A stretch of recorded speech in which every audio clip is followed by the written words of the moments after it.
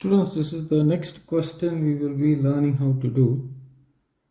We have been given 2 times x raised to the power of 12 positive 5 times x raised to the power of 9 over x raised to the power of 5 positive x raised to the power of 3 positive 1. The whole is raised to the power of 3 times dx. This is the past paper. We are expected to solve this. Foremost, what I would like to do is, of course, we will consider this integral, and I would like to take x raised to the power of 5 out. That would give me 1 positive x raised to the power of 3 divided by x raised to the power of 5 positive 1 over x raised to the power of 5. This is raised to the power of 3. In the numerator you have 2 times x raised to the power of 12 positive 5 times x raised to the power of 9 times dx. Now a raised to the power of n raised to the power of m is a raised to the power of n times m. Excuse me. So this is rewritten as x raised to the power of 15, 1 positive. Now if I were to push this to the numerator, you have x raised to the power of 3. This will become x raised to the power of negative 5. Now a raised to the power of n times a raised to the power of m is a raised to the power of n positive m. This would be x raised to the power of 3 added up with negative 5, which is x raised to the power of negative 2. So this would be x raised to the power of negative 2. This would become x raised to the power of negative 5, and this is raised to the power of 3. So you have 2 times x raised to the power of 12 positive 5 times x raised to the power of 9 times dx.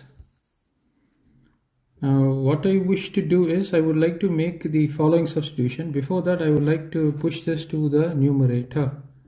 So this is going to be 2 times x raised to the power of 12 positive 5 times x raised to the power of 9 times x raised to the power of negative 15 times dx over 1 positive x raised to the power of negative 2 positive x raised to the power of negative 5 raised to the power of 3. Now using this same concept of indices, I can distribute this x raised to the power of negative 15. That would give me 2 times x raised to the power of 12 times x raised to the power of negative 15 positive 5 times x raised to the power of 9 times x raised to the power of negative 15 multiplied with dx divided by 1 positive x raised to the power of negative 2 positive x raised to the power of negative 5 raised to the power of 3. Using the same formula for indices, I can rewrite this as integral 2 times 12 added up with negative 15 would give me negative 3. 9 added up with negative 15 would give me negative 6. And that is multiplied with dx divided by 1 positive x raised to the power of negative 2 positive x raised to the power of negative 5 raised to the power of 3. Now let me make the following substitution. Let 1 positive x raised to the power of negative 2 positive x raised to the power of negative 5 be equal to some t. I differentiate 1, I get 0. I differentiate x raised to the power of negative 2, I get negative 2 times x raised to the power of negative 3. I differentiate x raised to the power of negative 5, I get negative 5 times x raised to the power of negative 5 negative 1, that's negative 6. This has to be multiplied with dx. Differentiation of t is dt. So this can be further rewritten as negative of 2 times x raised to the power of negative 3 positive 5 times x raised to the power of negative 6 times dx is equal to dt. But I only need this component without the negative sign. So push the negative sign to the other side. So that would give me negative dt over this is equal to t. So if I were to integrate this, integral of okay, so this is got power 3 there. So you have to place the power 3 there. So this is negative t raised to the power of negative 3 times dt. You integrate this, you get t raised to the power of negative 3 positive 1 divided by negative 3 positive 1, which is equal to negative t raised to the power of negative 2 divided by negative 2. Now negative 2 and a negative, that will become positive. So 1 over 2, I can push this down, so it's t squared. But what is my t? My t is this, isn't it? So reverted back, this is going to be 1 over 2 times of 1 positive x raised to the power of negative 2 positive x raised to the power of negative what is that, negative 5. This is my t, and this is raised to the power of 2.